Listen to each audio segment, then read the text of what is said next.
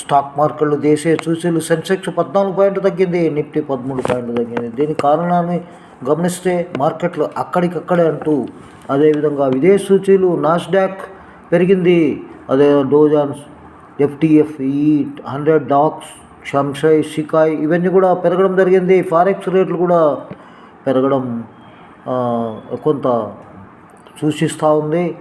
అదేవిధంగా జీడిపి జైత్రయాత్ర అంటూ ఒక వార్త మనం సాక్షిలో చూస్తున్నాం. ఇక సెప్టెంబర్లో క్వార్టర్లో 8.2% వృద్ధి, జూన్ త్రైమాసికంలో 7.7%. పరిశ్రమలు, సేవా రంగాల్లో పటిష్ట పనితీరు, అంచనాలకు మించి ఆర్థిక దూకుడు. ముఖ్యంగా ఇదంతా మనం గమనించుకుంటే అంచనాల్లో 52% ద్రవ్యలోటు. జియో కొత్త యూజర్లు 20 లక్షలు. ఏప్రిల్ అక్టోబర్ మధ్యలో ఇది జీడిపికి సంబంధించిన ద్రవ్యలోటు చాలా విపరీతంగా ఉంది. నమస్తే, థ్యాంక్ యూ వెరీ మచ్.